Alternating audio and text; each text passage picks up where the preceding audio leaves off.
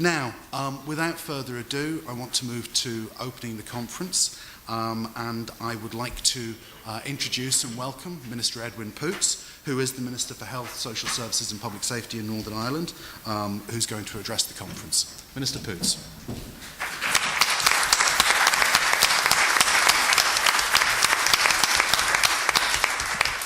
Thank you very much, Sean, and good morning, ladies and gentlemen. First of all, I make you all very welcome to this All-Ireland Child Protection Conference. In terms of child protection, we have come such a long way over the past couple of decades, but we still have so much more to do, and that's why it is important that we come together and that we seek to keep moving child protection forward and keep the momentum going in terms of doing the right things to ensure that our children are safe and protected.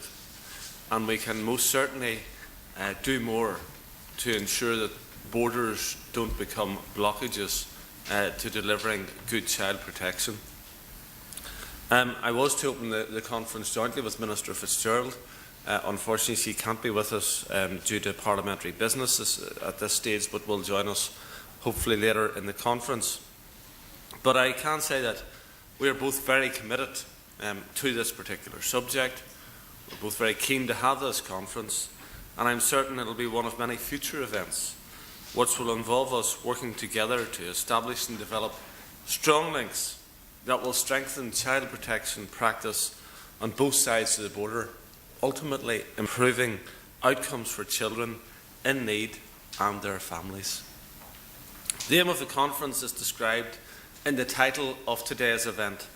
We want to learn from each other to improve child protection practice on both sides of the border by making the most of opportunities that come our way and overcoming the challenges we have to face. When it comes to child protection, I am acutely aware that there are many challenges to overcome on a daily basis, and I'd particularly like to welcome today's keynote speaker, Professor Murray Connolly from University of Melbourne. My sincere thanks to Professor Connolly for taking the time out of what I'm sure is a very busy schedule, and I'd like to offer you a very warm welcome. I'd also like to take the opportunity to thank the committee of officials in my department and the Department of Children and Youth Affairs who painstakingly organised today's event. I've already recognised that protecting children is a significant challenge, one which remains a priority for me and for all of the staff working within the health and social care sector in Northern Ireland. However, keeping children safe extends beyond the health and social care family. That makes it crucial that all organisations across all sectors work effectively and mindfully alongside child protection services to ensure that we maximise the protection offered to children. And I'm pleased to see so many of you represented at today's event. Of course, those who are intent on abusing children often exploit the land borders to carry out their wicked and evil deeds. Also, some children at risk of neglect or abuse are often moved between jurisdictions. And both of these things make working across our land border for child protection reasons all the more important. Minister Fitzgerald, had she been here, would suggest that today's conference is a product of the current work programme that both she and I have recommended to the North-South Ministerial Council last year, and that's absolutely true.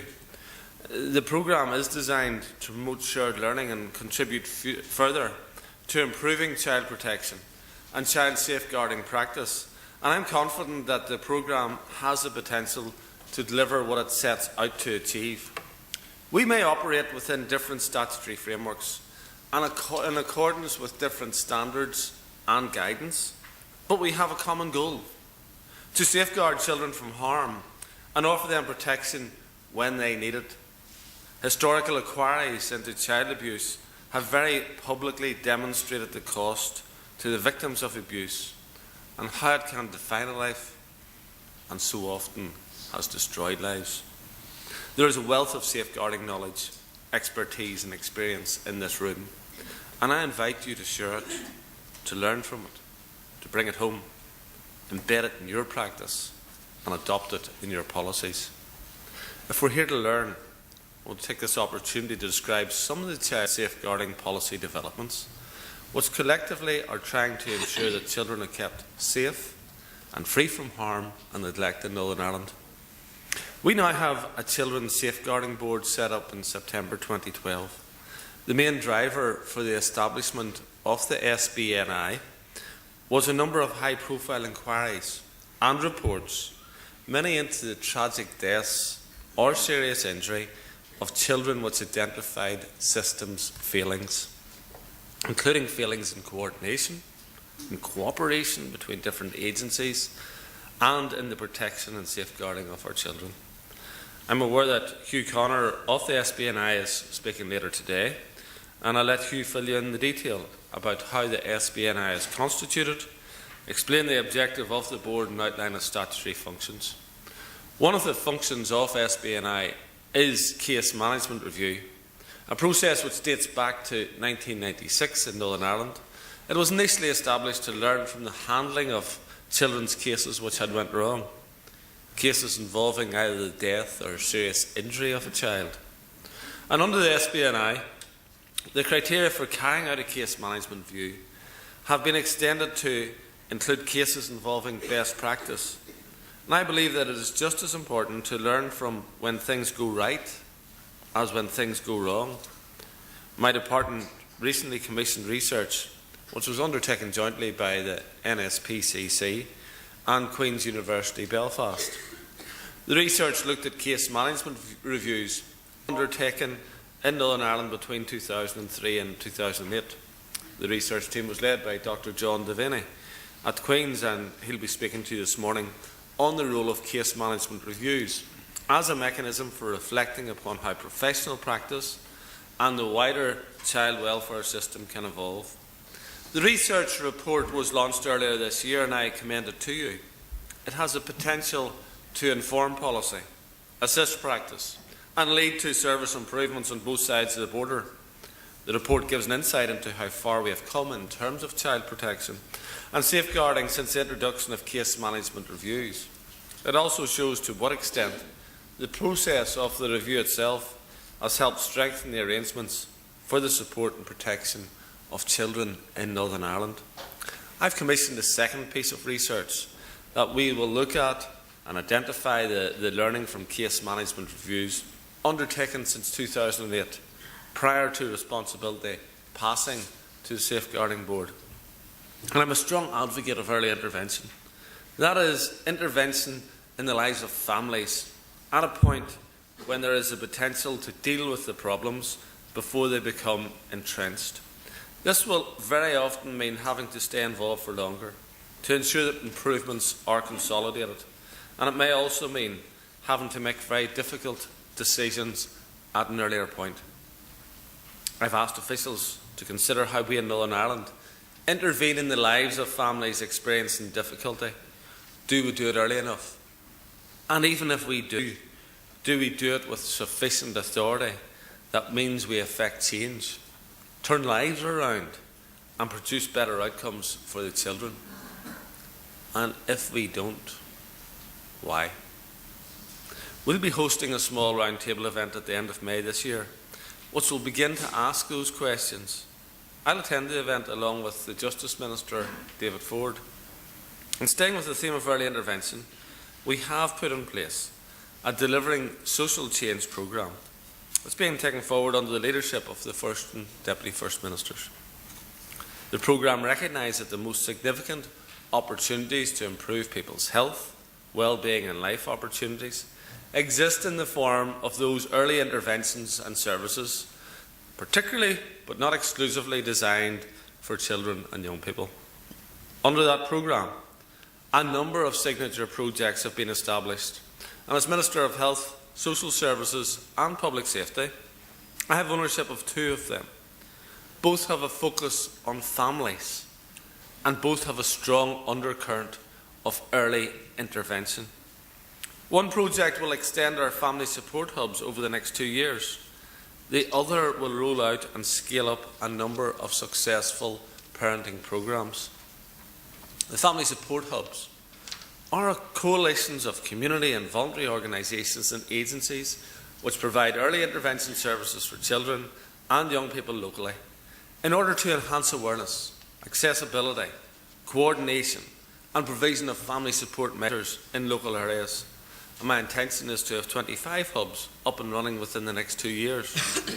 Both projects support the implementation of my department's family and parenting strategy, which aims to support parents and families in their role as primary caregivers, first educators, and most significantly, as role models to their sons and daughters as they grow and develop. Our success in safeguarding terms will be measured by the extent to which parents can successfully parent their own children. I don't want children on the Child Protection Register. I don't want children to become looked after by the state.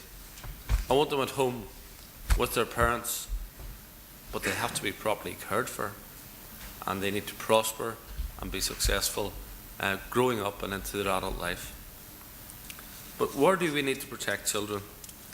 I want a child protection system that is second to none.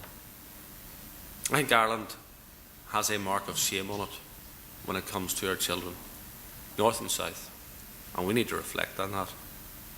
And where cross-border cooperation helps us to drive up standards in child protection by learning from and implementing best practice on either side of the border, that will have my full support. I hope that the conference delivers what it has set out to achieve, learning from each other to better protect children in Northern Ireland and the Republic of Ireland. I can see of no more noble aim, and can I thank all of you that are involved in seeking to achieve this. Thank you.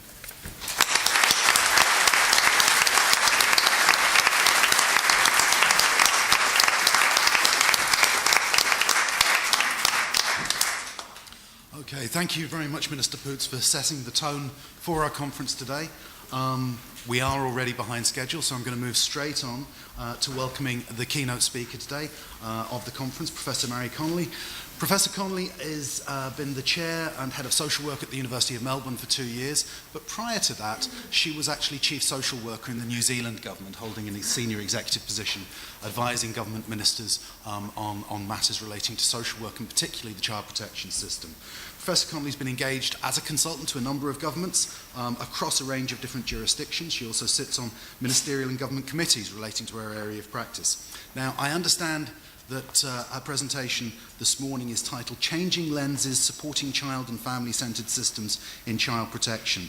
And I think that what she's going to be doing is asking us to question our approach to child protection, and particularly making sure, are we getting that balance between focusing on the child, being child-centred, and being family-centred simultaneously, respecting both parties, maintaining rights across the board. So, without further ado, Professor Connolly, welcome.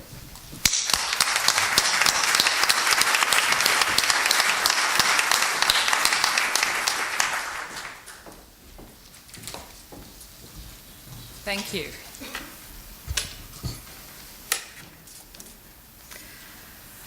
Falchia Moore. My warm greetings to you, and from New Zealand, tēnā koutou, tēnā koutou, tēnā koutou katoa. Greetings to you, and greetings to you all. I'm delighted to be here. I consider it a real privilege to be able to come and not only to such a beautiful island and such a beautiful place as this, but to come to talk with people who have a deep commitment to strengthening services for children. And today, I do want to talk about changing lenses.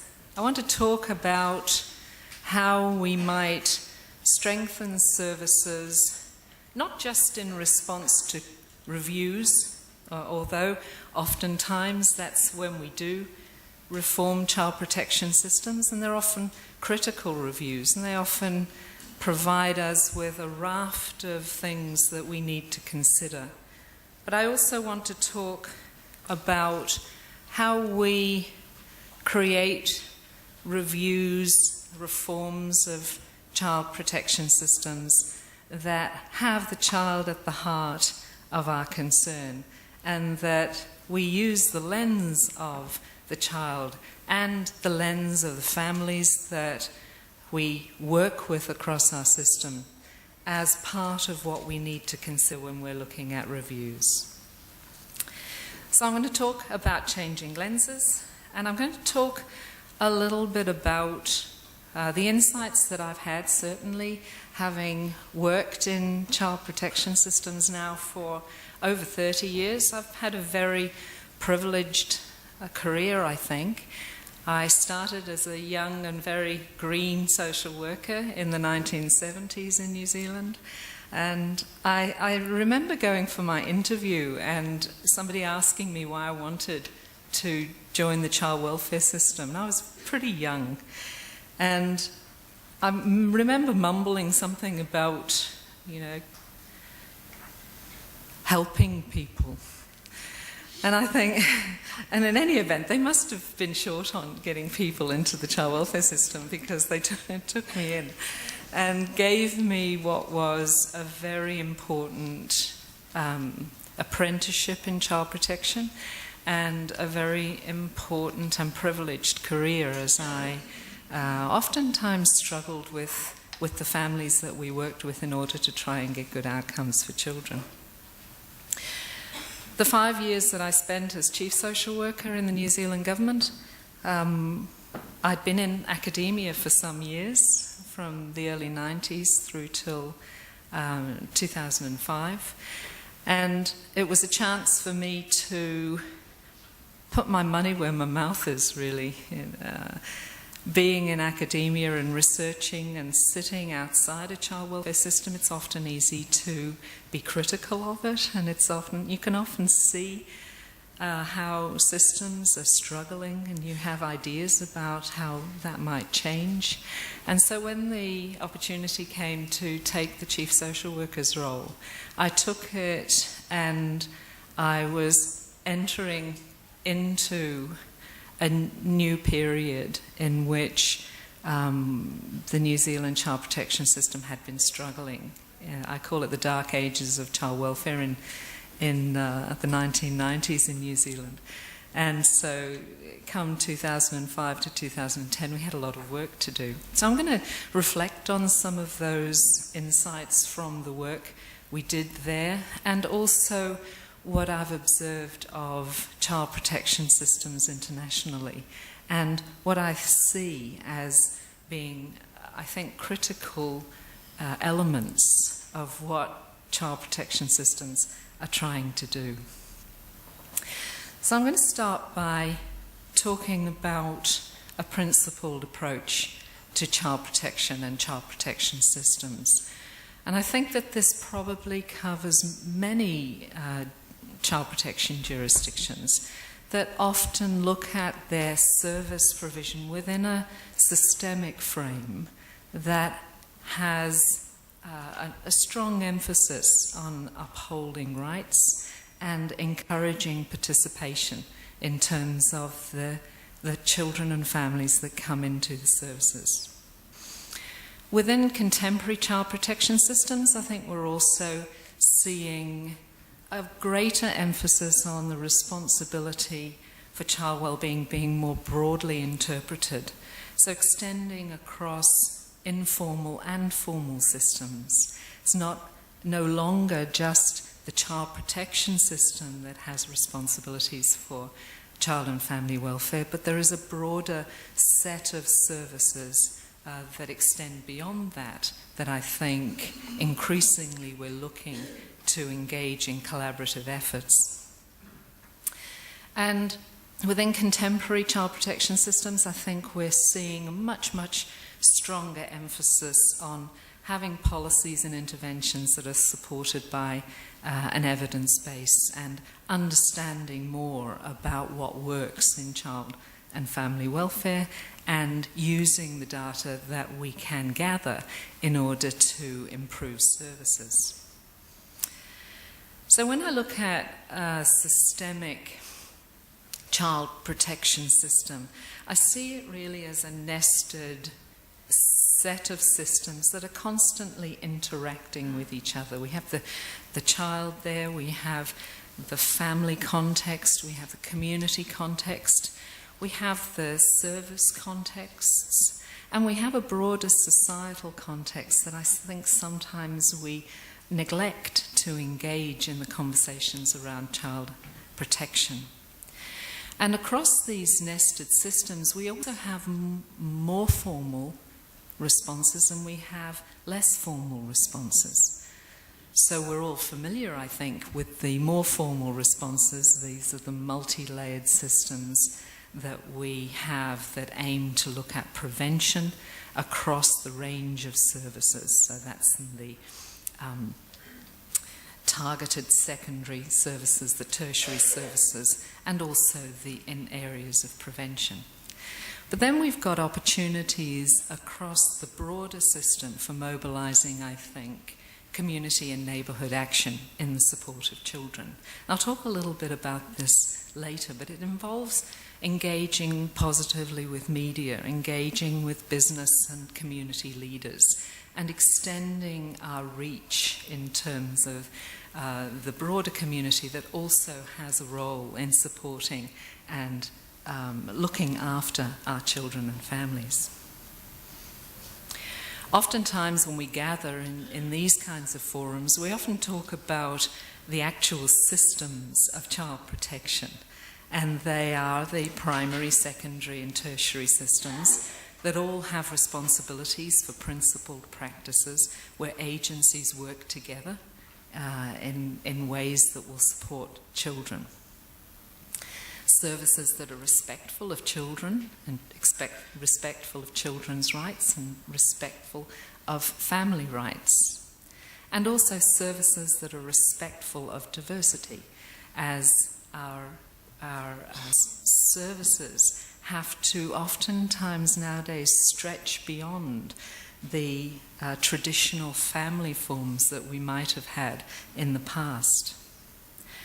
But when I think about that triangular set of systems, I think it's important for us to see that it is just one part of this whole system where prevention provides some opportunities for us. I think that there are opportunities within this broader set of systems for mobilising resilience and strengths. So I'm going to talk a little bit about that societal, just briefly that societal context, and what it means to me is actually taking a very good look and understanding how being in the world impacts on a child's resilience and their vulnerability.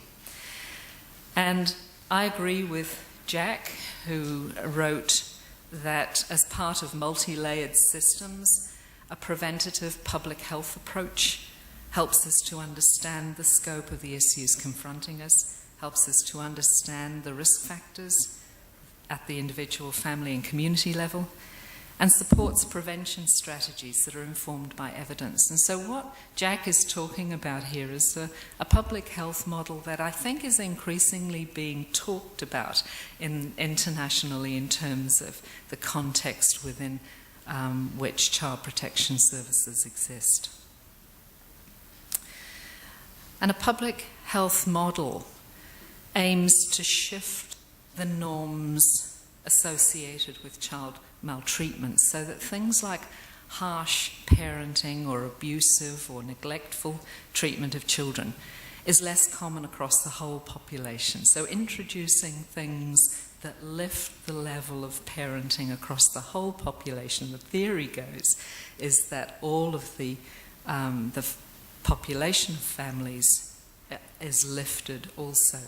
So things like the prohibiting of physical punishment of children, that's an example of a public health response. And it does seem to me that part of what the public health model too is about creating flexible and responsive database systems so that we know more about how we're impacting on the life chances of children. We talk a lot about that in terms of looking for better outcomes for children, but we sometimes struggle to be able to understand what that actually looks like. And I think if I were to project or predict what some of the real challenges will be for us in the next decade, it will be to better understand that and to move from talking about what are good outcomes to actually understanding what good outcomes are. So I want to move now to service context, that service provision area. And I want to talk about fostering child and family-centred systems. The reform of child welfare occurs, and you will know this because most child protection systems find themselves in processes of change constantly evolving, and this is within a dynamic and quickly changing environment, and it's intensely political. And so I'm using Trevor Spratt's quote here. I've messed around with it, I'm sorry Trevor, just a little bit.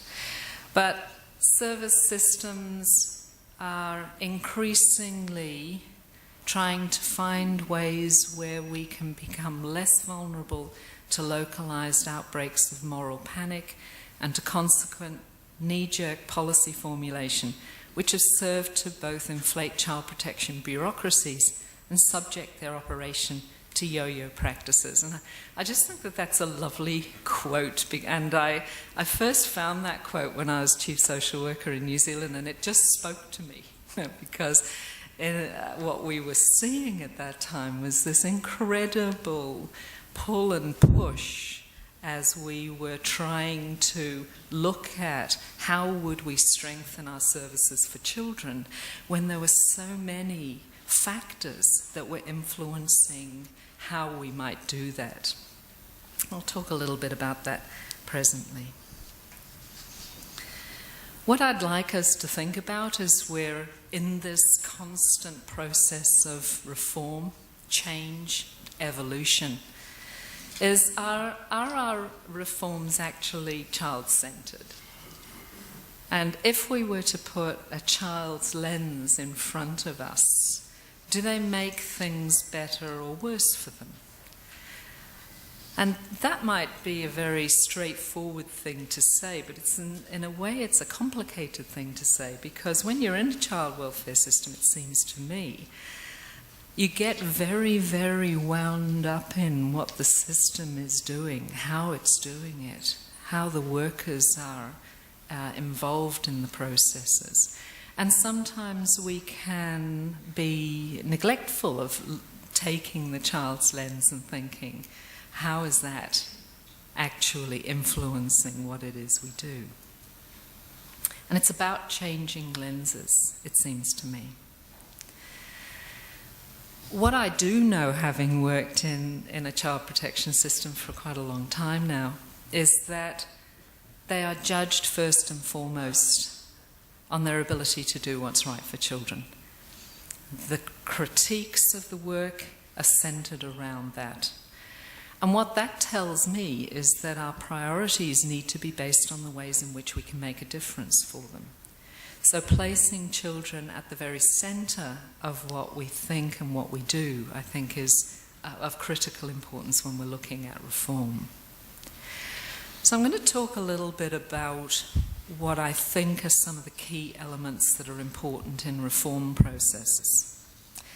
And first I'm going to talk about leadership, developing a coherent vision with child-centred leadership messages at the very front of our concern and articulating these consistently over time. I'm going to talk about encouraging self-regulating knowledge-aware systems. I'm going to talk about creating a space for child and family practice. And I'm going to talk about fostering child and family-focused organisational responses, because I think these four, for me, represent key elements of a reform process that places children at the heart, at the centre. So let's talk about child-centred leadership. Sometimes, as I've said, although child protection systems, by their very name and nature, are focused on children and the protection of children, sometimes organisational cultures struggle to reflect a culture of child-centeredness. I think part of the role of child protection leaders is to create a coherent vision with children at the centre. It's about engaging staff as advocates for children. This is about having child-centred values. I think it's about having a focus on outcomes. And it's about leadership messages that are consistent over time. When I first started as Chief Social Worker, I came in when the executive team got swept away. Never happened in New Zealand like this, but it had followed a period of time when the child protection system had been exposed to immense pressure. There'd been a number of serious child deaths. They'd been quite sensationalised in the media. There were real difficulties in the service, engaging good people to come and work. The profile of the child protection workers was probably at rock bottom low. And there was a sense in which, even though we had really strong family-centred legislation, we'd introduced family group conferencing in 1989, we had probably, in my view, it was the most innovative piece of legislation of any English-speaking jurisdiction. It was early on. Despite having a really strong focus on the rights of children and families to participate and be involved in matters that concern them, we had during the 1990s adopted an increasingly forensic, investigative style of child protection. And in a way, it was like a movement of ideas that New Zealand was swept up in. And I know I was working in academia at that time, and when I was looking at articles around the work, it was really hard to find articles that were about engagement strategies with child and family welfare. They were all about risk assessment. They were all about investigative processes. And it was considered increasingly in New Zealand that investigating everything that moved was best practice. And of course, we had increased numbers of children coming to notice. We had a whole set of things that frustrated the system's ability to provide the kind of services that it needed to for children. And it was quickly losing the confidence of the community that it was doing the right thing. That's where I go back to child welfare systems are judged by how well they respond to children. And in New Zealand, we were considered to be not responding to children particularly well. So there was a baseline review that took place at that time, which is a review done by the Treasury that is undertaken when a government department was struggling. And it looked at all kinds of aspects of its performance and its functioning. Practice as well as financial management, a whole set of things are examined closely. And what happened as a consequence of that, good thing was that there were increased resources because it was actually running on the smell of an oily rag. I don't know whether that's a phrase that you would use here, but on the cheap. The challenging thing was that the senior management team that had been working hard to try and turn around a system got swept away. And you know, there were good people. There were people who had tried very hard and were trying very hard to change the system. It wasn't because they lacked motivation. It wasn't because they were not smart. It was because there was inconsistencies. They continued to bring out new and important directives, and the next year would be another one, and the next year would be another one. And in the sites around the country, they were not prepared to expend their limited energy into changing when they knew that the next year there'd be a different set of key messages. So part of what we did coming in was understand how that series of good executive teams had struggled to do what they needed to do. And so we started looking at how do we have a coherent vision, how do we have consistent messages over time, and how do we make those absolutely child-centred. Part of getting child protection systems functioning well is encouraging self-regulation in knowledge-aware systems. One of the most sobering things that we talked about when I first started in 2005 was that child welfare systems are as strong as their weakest site. And so somewhere out there in the child protection system is your weakest site, and that'll be where you'll get your troubles from. Having to learn that you can't control everything from the top was quite important. And there were times when I desperately wanted to control things from the top. I wanted to go down to sites and say, for God's sake, what are you doing? Do this. But actually that isn't how self-regulating systems are fostered. The whole system relies on good judgment and quality practice at the local level. And so it's important, therefore, to nurture local leaders, both professional leaders and managerial leaders. And part of self-regulating systems are systems that use knowledge well. So safeguarding children through the development of knowledge-informed frameworks, I think, is important. Social workers undertaking the complex task of child protection need to be able to have an accessible knowledge frame. They don't have time actually to be reading articles and doing a whole set of things. Part of our job as professional leaders, I think, is to create accessible knowledge frameworks that make sense to staff and capture the key elements of what evidence there is around what works.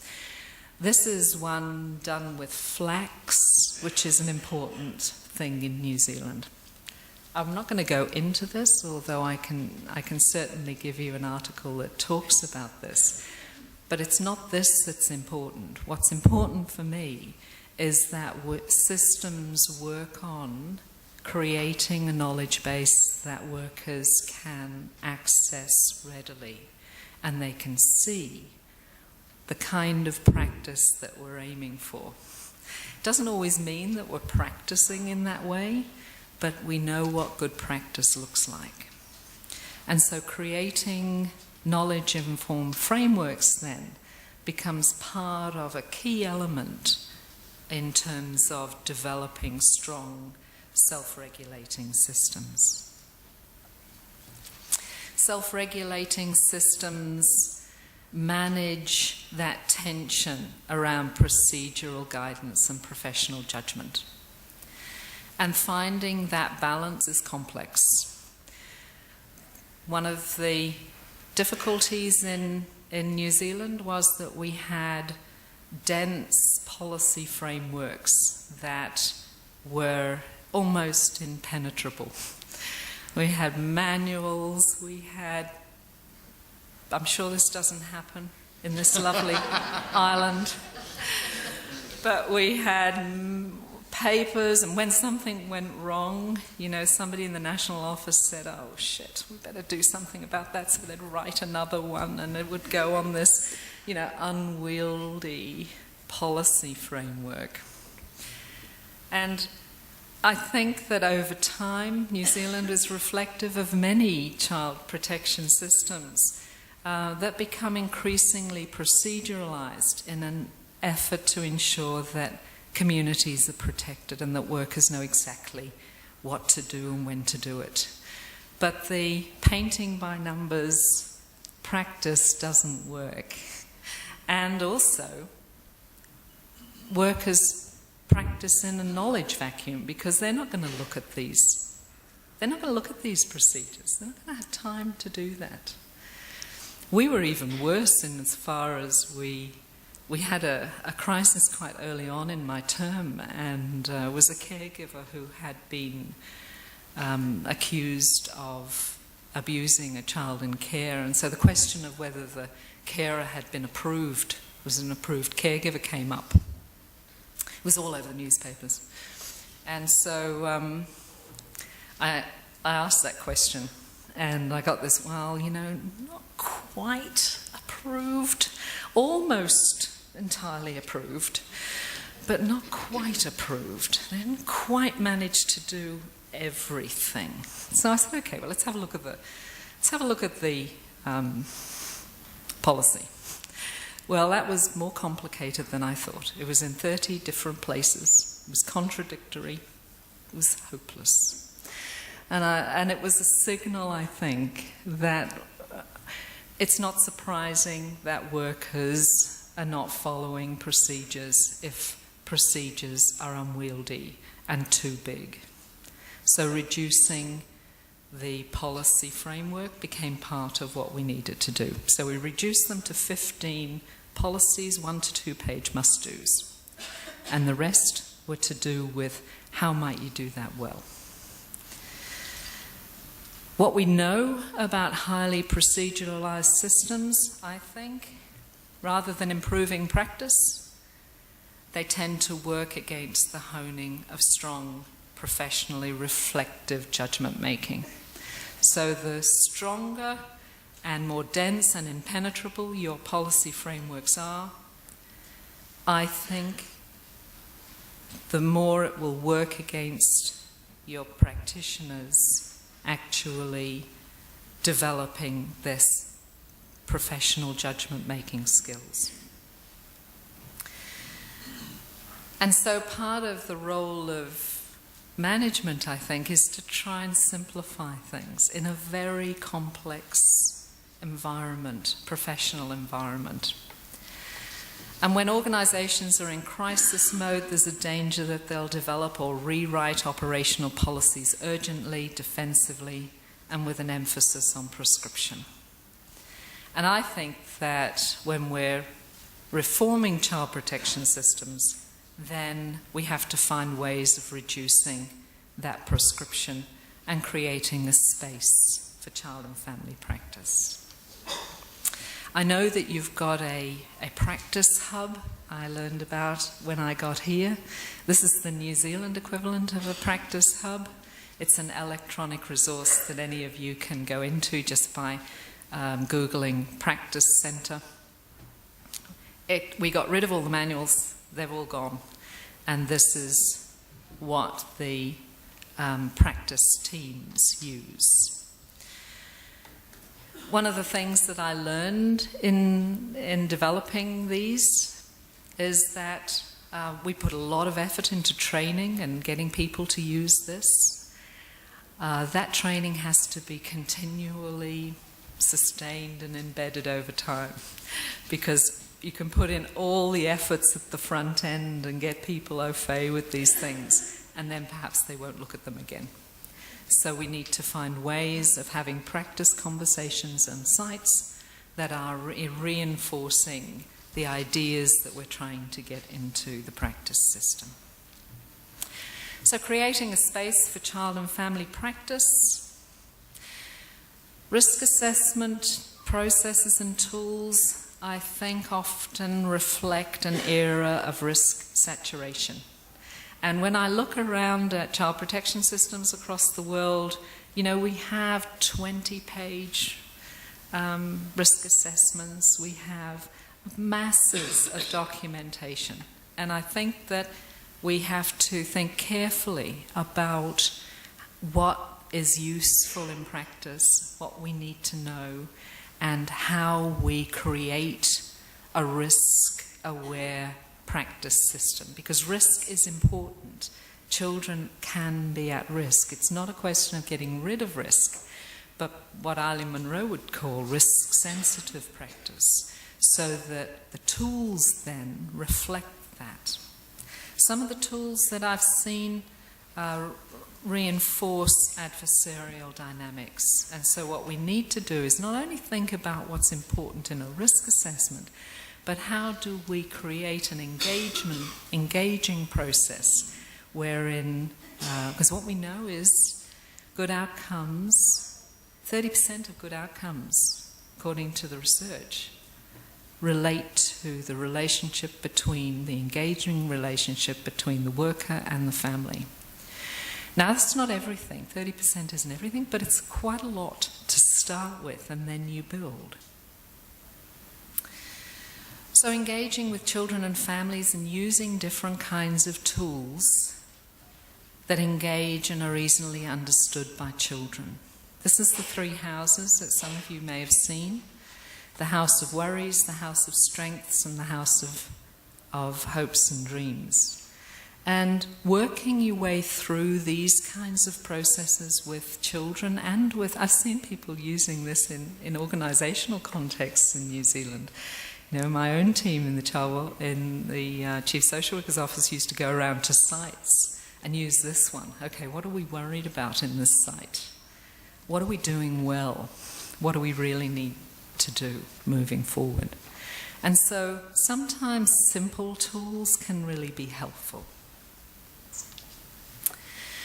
So I want to talk briefly now about safeguarding children through engagement with families and communities.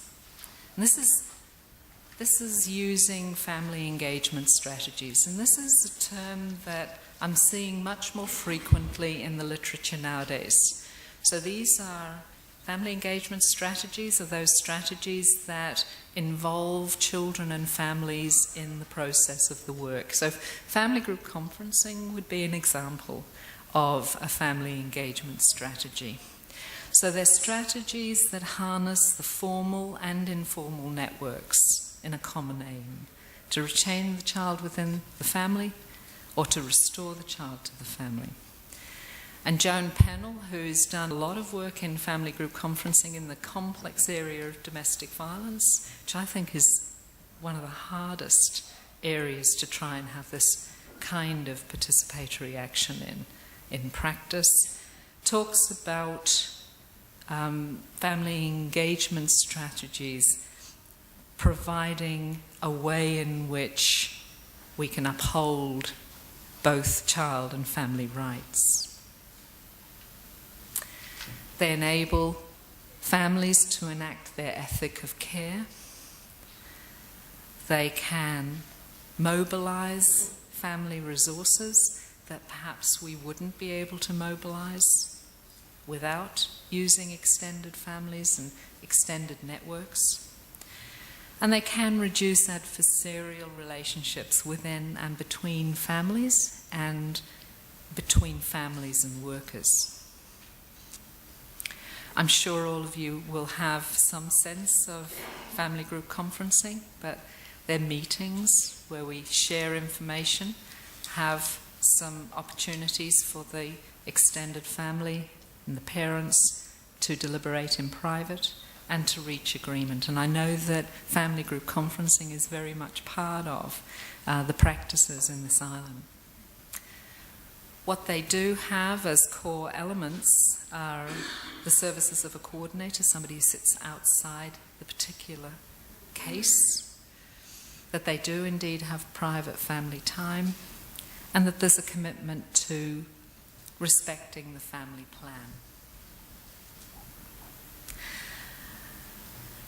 That means I've got 1 minute left. Oh goodness, all right. Well, I won't say very much about the research base that supports this work, but I do have quite, let me see, a website where you can find that.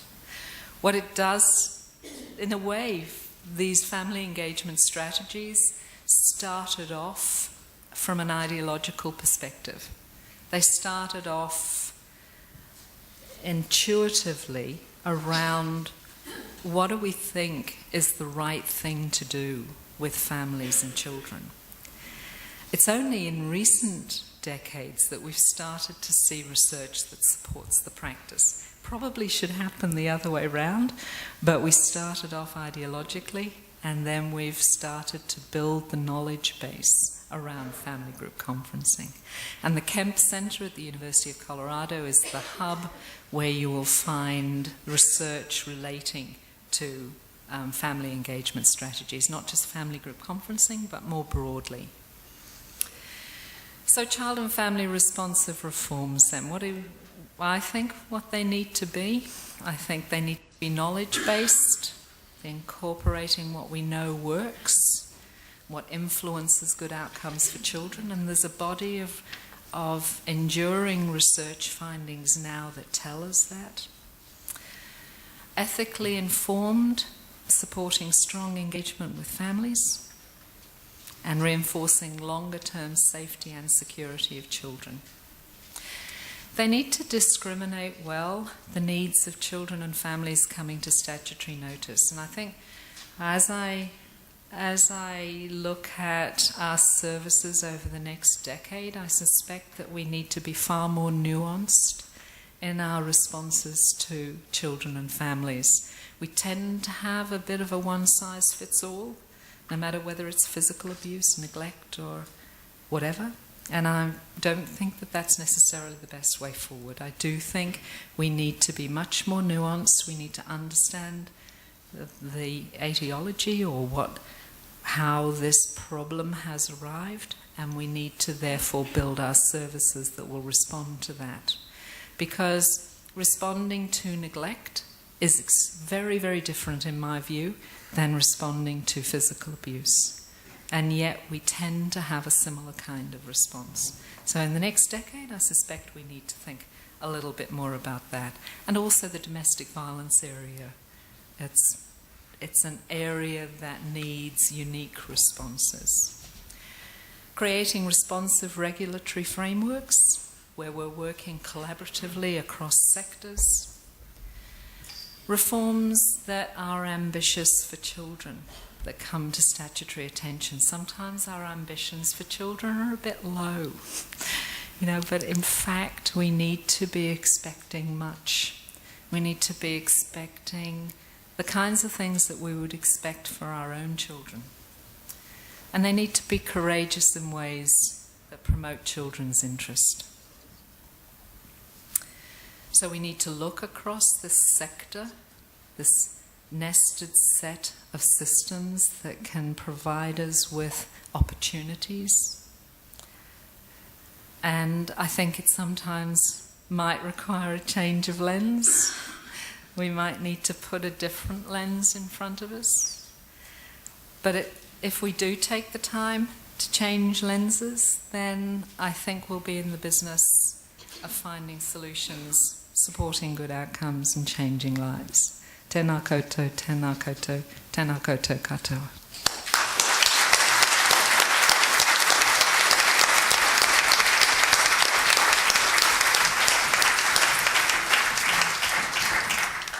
Thank you very much, Professor Connolly. An awful lot in that presentation. One thing I'd pick out, and I'd commend to all my colleagues, particularly those in government, less policy, more high-quality professional judgment. Ask yourself that question every day when you put pen to paper. Are you moving in that direction of travel? Okay, moving on quickly because we are behind time now. It's an absolute pleasure to welcome John Devaney. John Devaney is Senior Lecturer in Social Work at Queen's University. He's a member of the Safeguarding Board for Northern Ireland. He's over 20 years of experience in the field, and I think it's fair to say there are a number of people in this room, myself included, and I mean this in the most genuine and positive way, that John acts as a critical friend to. He's been an invaluable behind-the-scenes advisor, sounding board, and commentator on a lot of the work that we do, and he adds value in ways that's not always seen. John, welcome very much.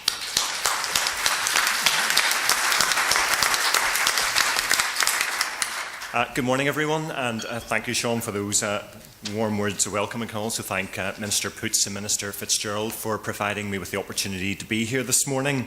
What I'm going to talk about is based on work that's being conducted not only by myself but by very good colleagues from both Queen's University Belfast and the NSPCC. That's Lisa Bunting, Davy Hayes, Anne Lazimbat, Trevor Spratt and Gavin Davidson, although they're not responsible for anything that I might say now, so please don't harangue them later on. When I told my daughter that I was coming here to speak to you all this morning, her words of advice were, "Dad, remember, don't drone on.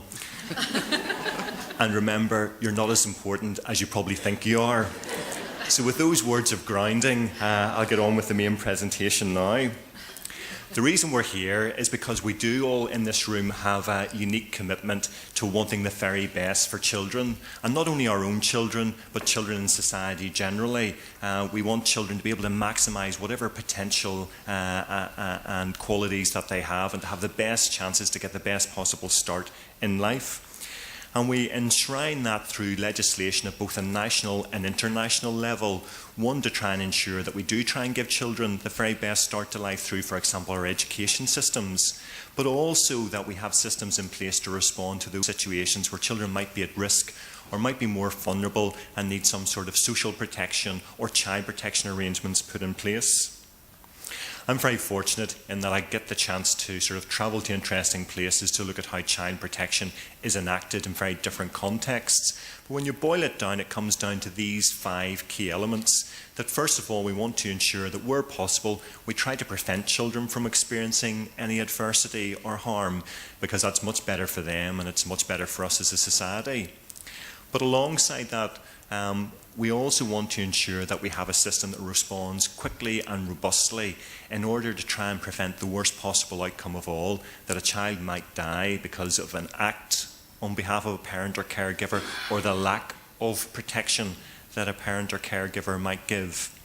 But alongside that, we also want a system that identifies those children who may have been harmed but haven't died, in order to try and ensure that they don't experience further harm. And that's why the system needs to be responsive, to step in there quickly, to put in place measures to protect the child, whilst also trying to do something helpful for the child and for their parents and family. And therefore the last 2 bullet points are really critical, that once we know that a child is at risk and has suffered some harm, what can we do not only to keep them safe, but also to start to redress the impact of that harm on them in terms of their education, their sense of esteem and their psychosocial development. And we know that children, as the Minister said, don't live in isolation of their family context. And the reason that so many children do come into our systems is a result of the difficulties that parents experience. And if we don't work with the parents alongside the child, then actually there's only so far that we can get.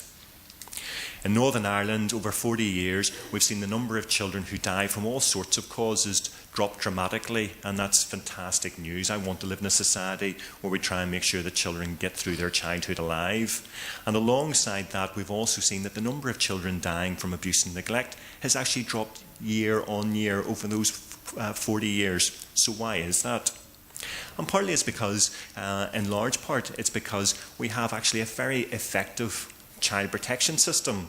It's not something we often talk about. We tend to focus more on those aspects of the system that don't work, when in reality the child protection system does work for the majority of the children, the majority of the time. We know, for example, that non-accidental child deaths has fallen within Northern Ireland and within other developed nations.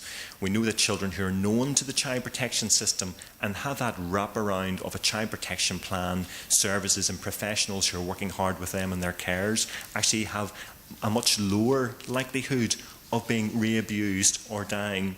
And we know that those who come into our child protection system in Northern Ireland actually do very well. Whatever the difficulties were that resulted in them needing a child protection plan tend to get resolved within about 18 months on average, and those children don't come to the attention of the child protection system again in the future. So we do things that are very good and that actually do work.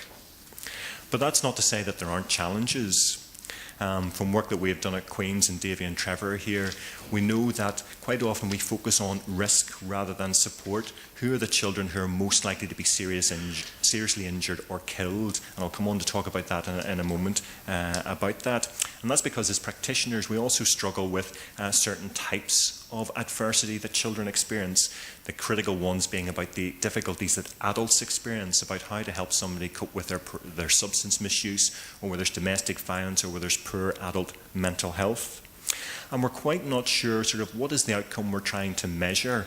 How will we know if we have succeeded? Is it just about keeping the child safe, or is it actually about helping them deal with what they've come through? And actually, it's not just about getting children through to their 18th birthday and feeling that we have succeeded. It's about ensuring that when they move into adulthood, that actually they're able to take advantage of all the opportunities then as well, rather than having to live with the legacy of what they've been through and never feeling as though they're able to sort of leave that behind. So how do we know whether the system's working or not? I tend to use the analogy of a window, and that actually there are a number of ways that we can take a health check about the system. And it is about thinking about a house, and if you look out different windows at different times of the day, you get a different view. Feedback from service users is critical in terms of being able to tell us what's likely to work for them, what's likely to be helpful, and what could be done differently that might lead to a better outcome for them and their children. Because most parents actually do want the best for their children, even if they're struggling with their own difficulties. Practitioners can tell us an awful lot, as Marie's just said, about what works for them and what would make their job easier to do, but also likely to lead to better outcomes for the families that they're involved with.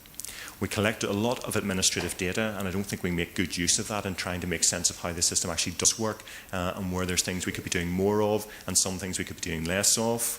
Audits and evaluation, research, and the thing I'm about to focus on now are reviews and inquiries. And actually I put that at the bottom of the list for a very specific reason, that even though the media get very exercised every time a review or inquiry takes place, actually I think it tells us very, very little. And yet I spend a lot of my time actually sort of doing these things or being involved in some aspect of it. So I think they tell us something very useful about a very specific case, but it's only part of the bigger picture that we need to bear in mind, because all of these sources of information provide us with the opportunity to reflect on what the system's doing both well and also where we can develop it.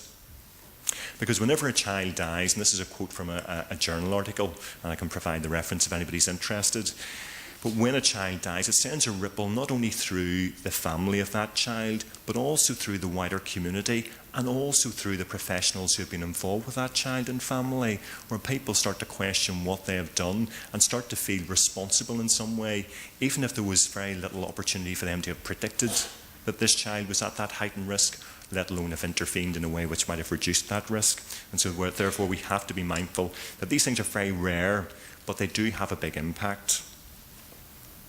And why do we carry out reviews into instances when children die or are seriously injured? Well, it's a bit like I think in the past we used it as a quality control measure. It was a way of trying to look at whether the system had operated the way it was supposed to, and if not, who is to blame and how do we fix it. And I think we've evolved our thinking and understanding about these issues to try and think of reviews as a process for quality improvement. How can we identify what aspects of the system worked as intended? Because we don't want to tinker with things and actually upset those bits of the system which do work. Second of all, there may be aspects of the system that haven't worked as intended and need to be reconsidered or reviewed in some way to see if they can be made better fit for purpose. But also the challenges that all of you face in your day and daily jobs have evolved over time. When I came into social work, there was no such thing as the internet. And yet it prevails all of our lives and our children's lives, and therefore the system has to constantly evolve to keep pace with changes in wider society.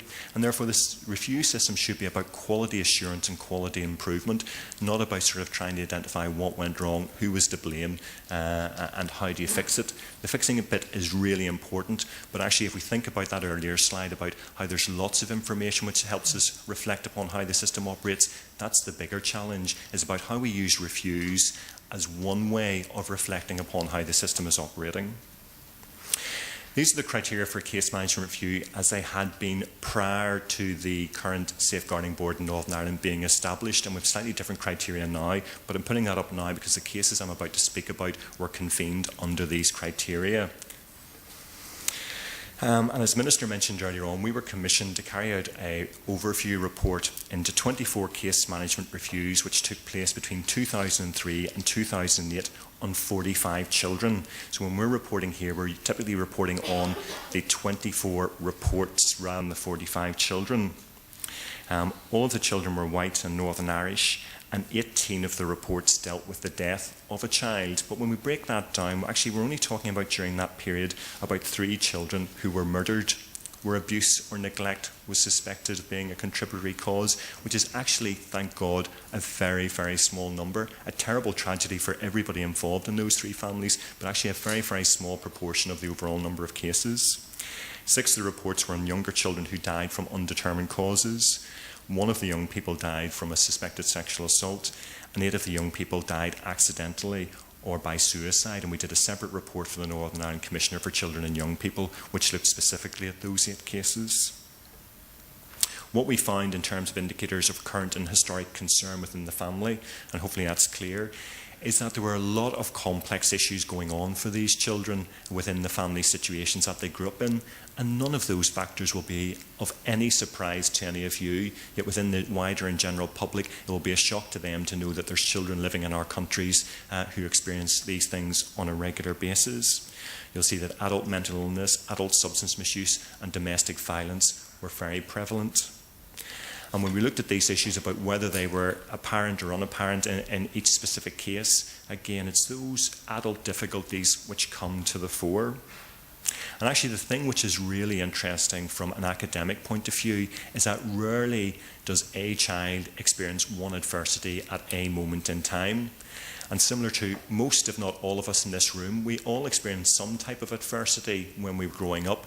But most of us were both resilient and also had other supports around for us that helped us to get on with our lives. And it's actually not about specific types of adversity, which seems to actually be the thing that causes children great difficulty, but the multiplicity of adversities that they're experiencing at the same time, which lower their natural resilience and ability to cope and leave them with difficulties that don't just persist in childhood, but carry through to adulthood as well. So I'm going to come on now to some of the key messages that we pulled out of the report, and these next 2 slides are probably the key messages. Firstly, it was about, in reviewing these cases, the reviews themselves identified that quite often practitioners, there was no great sense that there was a focus on the child, because practitioners and services were very preoccupied with trying to help the adults deal with the difficulties in their lives, and that's quite appropriate. But alongside that, there was a need to try and ensure that the child's voice was coming through. And what I've added there is actually about understanding the child's experience of daily life was critical to informing practitioners about what would it be like if I was this child living in this household at this time. It's great that people are wanting to help my mum or my dad or my older brother, but actually what does that mean for my daily experience? And I think that's a critical thing for me as a practitioner to think about sort of how do I translate that into what I do on the ground, about spending time where children spend their time in the family home and trying to get a real sense of what's going on in children's lives. As the Minister said, one of the things that we really tried to bring out in this report when it was launched in January was about early and sustained intervention, getting involved at an early stage before problems had become entrenched, and trying to stay involved for longer so that when improvements were made, we could help consolidate them in the longer term, so that families didn't get to a stage where they were coping well, but then all the supports are taken away and then they start to slip back again. And I'm going to use some quotes here that were taken from the individual reviews to sort of just bring home some of the realities of what people were identifying in these individual cases. There is a preoccupation with risk. How do we try and pick out the children who are most likely to be physically harmed or killed? And that's really important. But alongside that, it's also trying to appreciate the impact over time of living in a household where your social and emotional and psychological needs aren't being met, and how that can grind down somebody's self-esteem and self-image, and also mean that they don't have the same opportunities as their peers, and therefore sort of trying to think about child neglect as being about both physical neglect and emotional neglect. This translates then into thresholds for intervention. It's much easier to identify a child who's disclosed about sexual abuse or who's got a broken arm because there's something actually tangible to deal with. Whereas if it's a very nebulous concept about poor parenting, well, at what stage does the state make that decision to start to intervene in the private sphere of family life in a way which isn't seen as to be overstepping the mark, but at the same time is stepping in there with the best of intentions for the child, for their parents, and for the family unit. We live in a world, when I sort of trained as a social worker, which was a very long time ago, when we sort of looked at inquiries back from then, the issue was about communication, was just about professionals not speaking to one another. I think we've moved on a considerable way where professionals do spend a lot of time communicating with one another, but also the means of communicating with one another have increased considerably in terms of email, mobiles, texting, letters, meetings, and therefore the demands on people's time has increased as well, that there's less time for people actually to sit down together and actually try and make sense of the information that they're sharing with one another. So it's not just about communicating, it's about how people collectively sort of reach a conclusion as to what the information means and how they should act upon it. Compliance with established policies and procedures is something which is always identified in every review. It doesn't mean that just because people didn't abide by the policies and procedures that that's what caused the poor outcome. But what it does highlight is our need, as Mary's just identified, to try and think about, well, what is the guidance and procedures that people need, and how do we sort of try and provide that in a way which allows them to practice, knowing that there's a framework which in with it's safe to practice, but that they also understand what's required of them. Key to all of this was the role of good quality supervision, staff support and training. And sort of part of my day job is preparing social workers to enter the workforce. And we get very good feedback from them about lots of examples of where they get excellent support, excellent supervision and excellent training opportunities. But there are also cases where people are thrown in at the deep end, and it's no great surprise that they flounder if they don't have those very critical safety mechanisms and support mechanisms in place to make a difference for them and the families that they work with. We've also, and this is dating back to 2003 to 2008, I do genuinely feel that the situation's moved on in Northern Ireland where there's a greater corporate ownership of child protection as being central to the business of organisations, and I think the Safeguarding Board for Northern Ireland has been a major step forward in that, in terms of bringing the very senior people from different organisations around the same table to talk about what their responsibilities are collectively as well as individually. So have all these reviews actually led to anything positive? Well, I think they have, because a lot of the reviews were actually identifying that even though the outcome in these particular cases was poor, that didn't necessarily mean that the practice had been poor. Quite often in a number of the cases there was high quality work with families and children, which was very evident. And what we need to do is to make sure that there's more of that, and that we create the conditions where more of that can take place. We also know that if children get referred into the child protection system, they're much safer, and that's a message that we need to convey to those that are working in universal services who maybe have been a bit sniffy or a bit reluctant to actually make that referral in because of the sense that it might stigmatise the family.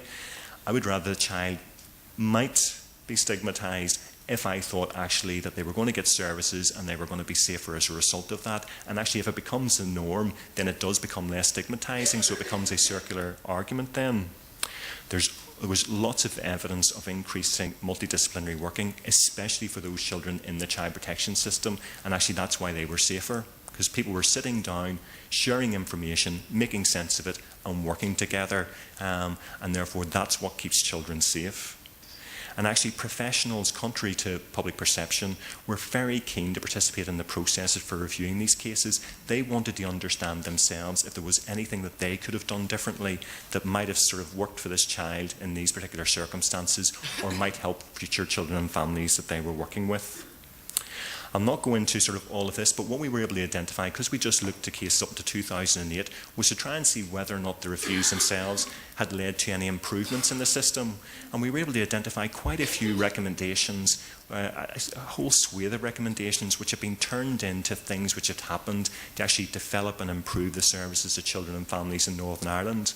And that's not to say that we're at an end point and we've reached the place where sort of everything's perfect, but it does highlight about how individual reviews brought together collectively and used in a reflexive way can actually help us think about, well, what's working well that we can build upon, and where are the aspects that we might want to sort of pay some added attention to.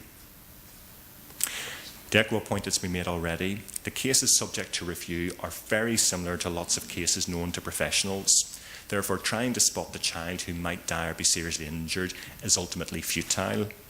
Rather, providing a larger pool of vulnerable children and families with earlier, sustained and better coordinated services will reduce the likelihood of children suffering unnecessarily, and that's about trying to float everybody's boat rather than trying to pick out the very specific child who might be at greatest risk, because the numbers are very, very small. Looking into the future, we have to constantly look at how we refine the process of how we review such cases, and I have some responsibility for that in Northern Ireland under the new arrangements. I also think that because child deaths, thankfully, are such a rare phenomenon, that actually there's some merit in countries collaborating together with one another to share anonymised data, a core data set about these sorts of families, so that if we want to know what's likely to be the risks to adolescent girls from solvent misuse who are living in residential care, well, actually, we might not have any of those cases in Northern Ireland, but across a number of countries we might be able to have enough cases to actually analyse that and to make some sense of it and to look at what good practice would look like. And certainly I know Helen and myself have talked about whether there's possibility to collaborate in that. We need to continue to focus on translating the learning into action, and we also need to engage with the media, public representatives and the public about the reality of some children's lives, and that actually the child protection system is a positive thing rather than a negative thing. And some final thoughts, and this is from the earlier article. There are children alive today because of what we have learned and what we have done as a result of that learning. And there is arguably a moral as well as a legal responsibility to try to understand more about the circumstances which might lead to the occurrence of a child's death or their serious injury. However, there must be a greater recognition that child deaths from maltreatment are not entirely avoidable. But a key message I'd like to leave you with is that there are children alive today because of what you have done in your practice, and we need to ensure that we do more of those things that we know works. And there's reports if anybody's interested, we can get you copies of all of these. So thank you very much.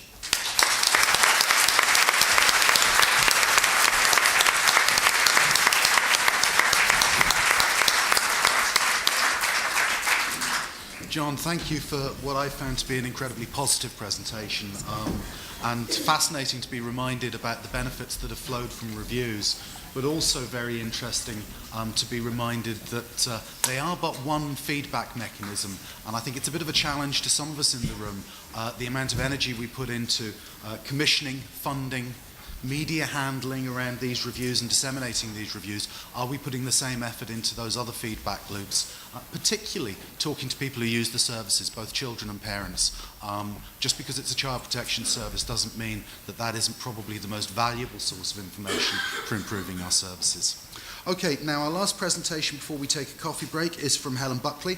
Helen is an Associate Professor in the School of Social Work and Social Policy at Trinity College Dublin.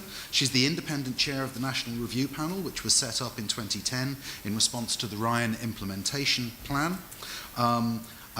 Helen's also just completed a study which was commissioned by the Department of Children and Youth Affairs on the implementation of recommendations from 5 intrafamilial child abuse inquiries. In her presentation this morning, Helen's going to provide a brief overview of the notifications made to the National Review Panel, and will consider the process of disseminating learning from reviews. Thank you very much. Welcome, Helen.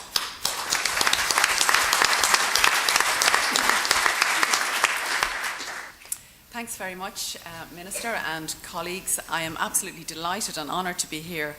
And I had the pleasure of being involved in establishing the North-South Child Protection Hub with some colleagues here. So I'm very well aware of the potential for joint learning that we have, and this is obviously a terrific opportunity for us to begin that sharing process. So I was very conscious of the calibre of the speakers that were going before me this morning, and I'm, quite nervous about repeating some of the messages that they've given. So I've chosen a slightly different tack. I'm going to start by describing to some of you the process that we've set up to review child deaths and serious incidents, because while you've had a case management review process in the North for quite some time, this process is relatively new to us in the South. And I'm going to talk more about the process maybe of getting the learning across rather than the actual lessons from the reviews themselves. And I'll try very hard to keep all this to 20 minutes. So just briefly to start off, the panel was established under guidance that was developed by HICWA. And we have about 22 independent panel members. And when I say independent, they're people who certainly have not recently worked in the services or maybe have not worked in the services at all. We have a number of people with child protection management backgrounds, but we also have people from law, from academia, from psychology, and from other community-based organisations. So we have a good range of experience. We conduct reviews at different levels because every case is different and the volume of material that's available in every case is different, and I suppose the contents of each case are different. So we have 4 levels. We have desktop reviews. I should start by saying we have local reviews, we have desktop reviews, we have concise reviews, comprehensive reviews, and major reviews. So I won't go into the detail about what each of those are, but I'm sure you can imagine. When I talk about learning here today, I'm actually talking about us learning a lot, the National Review Panel learning a lot over the past 3 years. And part of the outcome of that learning is we've developed what we call a toolkit, which is a kind of a methodology for carrying out reviews and writing reports with all sorts of, I suppose, learning from recent mistakes built in to that process. And it's actually still a work in progress. We have our own legal team, and it's important for us to have an independent legal team so that we're not actually advised by legal advisors for the HSE. We have our own. The reports are published on the HSE website. To date, the reports that we have submitted have been published in full, with one exception, and we actually requested that exception because it was about a child who was still alive, and we felt that reading a huge amount of detail about their lives might have been a painful experience. So we asked for the executive summary only to produce in that case. And then once we've handed over our report, it then becomes the responsibility of the HSE to produce an action plan in response to that. So that's our methodology. Now, I'm going to give you a very brief run through of some of the information from reviews. And again, it must be set in a context. Between 2010 and 2012, there were 80,000 reports to the child protection system. And during that period, 60 children or young people who were either in care or known to the system died. And the causes of death are broken down as follows. 21 of them were of natural causes. So that left 39 that were of what you might describe as unnatural causes. 6 of them were deaths from what are perceived to have been accidental drug overdoses.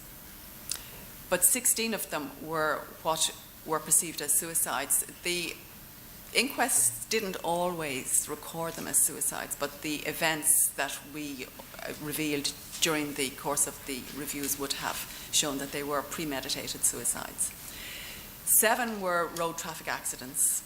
7 were a collection of other accidents, which included things like falls, like a child died in a fire, another child died falling out a window. So there were those kind of accidents.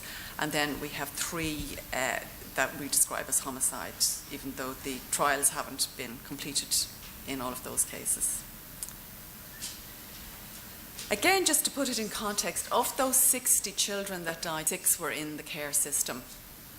And of the 6 that were in the care system, 4 children, most of them young, died of terminal illnesses which they were already suffering from before they went into care. They didn't go into care because they were ill, they went into care for child protection reasons, but those reasons were obviously complicated by their illness. We had 1 homicide and 1 infant that died of sudden infant death syndrome. Of the overdoses, the drug overdoses, of the accidents and some of the road traffic accidents and 2 of the homicides, we would associate those with risk-taking behaviour. We're not directly attributing the deaths to risk-taking behaviour, but definitely when you looked at the cases, the children and young people involved were indulging in risky lifestyles that probably brought them into situations where they were more vulnerable. Now, an interesting finding for us, and I think I haven't actually talked to John about this, but I think it's actually in line with the findings in Northern Ireland, where generally, universally in America and in other countries, The children who are most at risk are infants. If you look at child deaths and child deaths of children known to the child protection system, it's usually younger children, obviously because they're more vulnerable, that form the highest group. Interestingly, that hasn't been the case with us, and I think it's the same in the north, I'm not quite sure. But we've 3 times as many deaths of children and young people over 16 as under 5 years of age. Now, our numbers are too small to infer anything from that, but if they continue on this trend, you could say, we maybe give some credit to our early years services and to our home visiting and our public health services, that we have a lower rate of infant mortality in that cohort. And then I suppose the other interesting finding is that of all of the 60 deaths, only 1 was actually caused by a parent. And even in that case, it wasn't what you might call a standard child abuse case. The family were known to the services, but there actually weren't any child protection concerns. So again, I suppose it just challenged the kind of general belief that these children in care were killed by their parents and failed to be prevented from doing so by the services, because obviously that's not the case here. And I'm going to finish this really by just looking at the suicides, because clearly the number of suicides, 16 out of 60, is high, and it's a serious cause for concern. It is reflected in the general population as well as the population of children known to child protection services, but we all know that it's overrepresented in this cohort. So I just put out some figures there to show you the ages and to, I suppose, if you like, the period between 15 and 18 is obviously the most vulnerable time. That's where we had most of the deaths from that category. And there was a 19-year-old as well, because we include care leavers in our cohort of people whose cases we review. And just one of the suicide victims was in aftercare. 2 were care leavers who weren't availing of aftercare services. The remainder were young people known to the child protection services. They were often known to a lot of other services as well. Okay, so I'm going to leave that information piece now. We'll be publishing our 2012 annual report, which will have, I suppose, the greater the number that we have at this stage allows us a little more room for analysis. So we'll do a deeper analysis of those figures when we do publish our annual report for 2012. But what I want to move on to now is looking at learning, the process of learning from child death reviews. Learning for whom and about what. So the stakeholders that I've identified are, as I said, us, the National Review Panel, policymakers, managers, frontline workers, and I've included children, young people and families here because we learn a lot about them, and it does give children, young people and families an opportunity to learn a little bit about the child protection system too. So what has been our progress on the learning curve? Well, thankfully, I'm following in I think the themes that both Marie and John raised earlier on about predictable outcomes from child abuse deaths or child abuse scandals. And as Sean mentioned in his introduction, I've just finished a piece of research that was commissioned by the Department of Children and Youth Affairs, looking at recommendations from inquiries. So even though I'm not presenting on that because it hasn't been signed off yet, I am, obviously, what I'm talking about today is influenced by what I found in that research.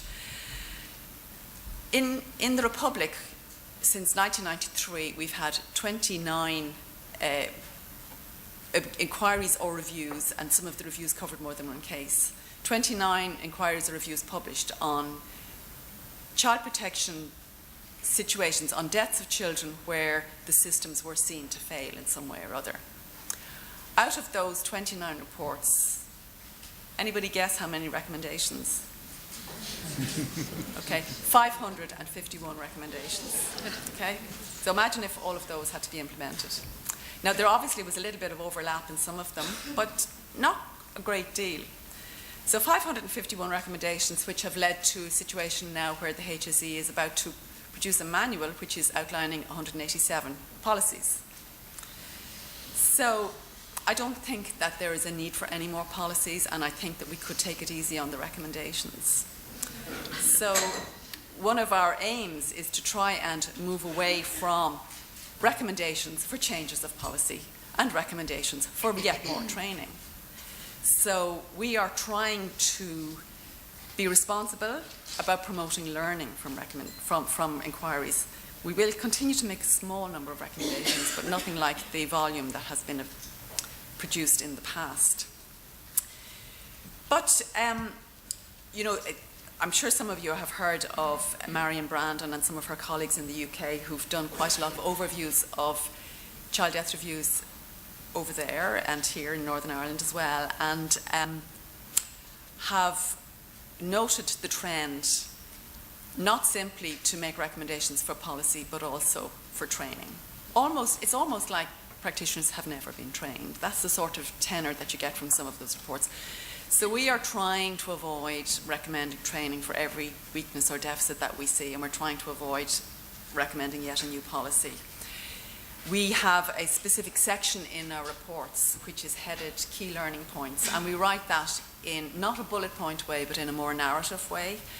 We try to explicate what part of the case something could have been done differently in. Where we get the opportunity, we will refer to research, we will refer to theory, and we will try and be very responsible about how we recommend learning, because we're not experts. We're just a panel of people that are looking at one case. We're not particularly peer-reviewed to the same way as researchers would be, so we're not setting ourselves up as the arbiters of good practice. But what we can do is point people in the direction of, for example, the North-South Child Protection Hub is a huge resource that people could use more, so that we try to base our examples of where practice might be improved in evidence, and that's a goal of ours and something that I hope we'll be able to keep to.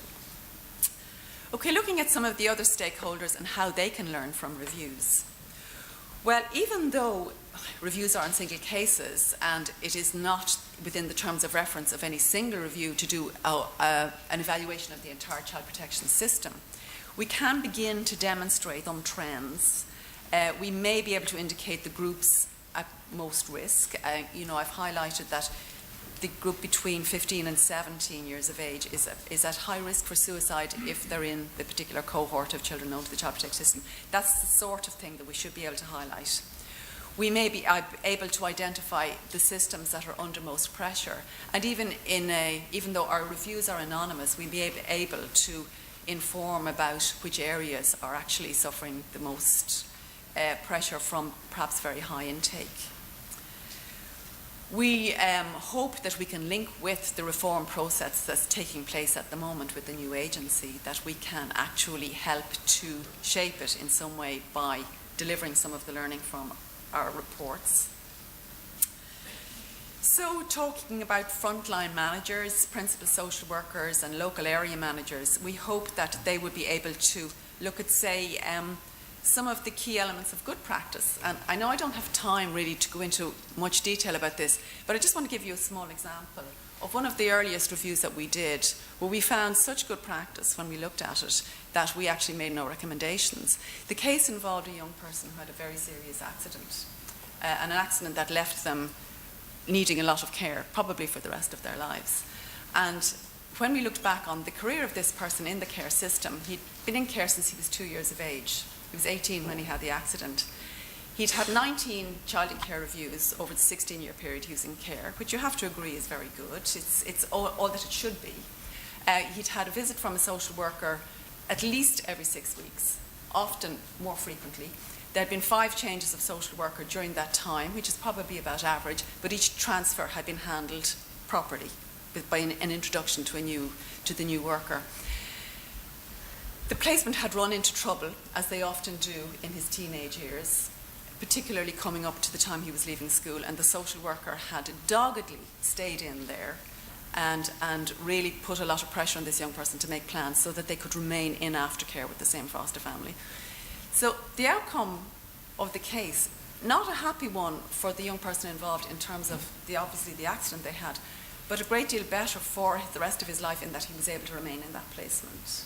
So that's a simple example of how good practice can have a really important effect at a crucial time in a child's life. The other thing I think that we maybe to assist managers with is where we identify a culture that's developed in an area that ostensibly looks as if practice is very good. And I just give you one example, could be where you might see that all of the boxes have been ticked, but actually the young person wasn't seen very much, that possibly in this area they're really good at some aspects of practice, but possibly not child-centred enough. That's just one example of the sort of thing that maybe the reviews can identify. So moving on to frontline workers, there are case studies. They can demonstrate micro elements of practice. People learn often better through example than through some complicated method of training, and I think these can provide good examples. It can reinforce the application of theory and research evidence to practice by doing that, and it can link with practice guidance. I've heard very positive feedback about the manual that was produced with Children First. A lot of practitioners talk about how useful it has been. We hope that the outcomes from the reviews can link into that practice guidance as it evolves. Learning for and from children, young people and families. Certainly the publication of the reviews shows an element of transparency, and that was one of the goals, I think, originally in setting it up. It can show people how the system works. By reading through the career of a case, people can get a much stronger sense of how child protection unfolds step by step. In terms of what we learn and what practitioners learn, what policymakers can learn, are the strengths and limitations of family participation in child protection. I've had a lot of stuff about kinship foster care recently that's been of concern. Some of the reviews can actually demonstrate a lot of the issues around that. And I suppose the important thing is that the reviews can demonstrate the importance of relationship building with children and families as a core element of child protection work. So now I'm running out of time, so I'm on my last slide. Further up the learning curve, we haven't got there yet as a panel. But some of the things that we are learning is that we need to stay in touch. We need to get a balance between being independent of the Children and Family Agency and knowing everything that goes on there. It's quite a challenge. It doesn't necessarily follow that we know all about all of the new policies. But what we want to do is avoid falling into the trap of duplicating recommendations and issuing a report that makes a recommendation for something that actually happened last week. So we need to stay grounded. I suppose that's the message that I'm trying to get across. We want to take an ecological approach, and that's not about joining the Green Party. It's about being multi-systemic in the way that we look at things. It's about looking at practice at the front line, but seeing it in a context of the organisation, the policy and the legislative framework that actually fosters it. And finally, an important point, and I'm echoing what John has said here about the opportunities for cooperation between the organisations that are represented here today. That we can, as we are accumulating data now, we can take the opportunity to interrogate it, to inform policymakers on the state of child protection services here. And if we can do that in partnership with other jurisdictions, I think there can be real learning from it. Okay, thank you very much.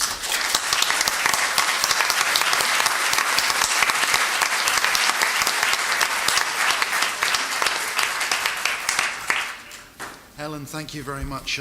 Minister Poots said at the beginning of the day that this North-South Ministerial Council workstream on child protection offered opportunities. I think Helen, particularly said alongside John's presentation taken together, really highlights the opportunities there are for us through this process to share information and improve services. And it's nice to have a reminder of the North-South Child Protection Hub, which also is a product from this process. And I'd echo Helen in exhorting everyone to make sure that they and their staff regularly visit and use the hub.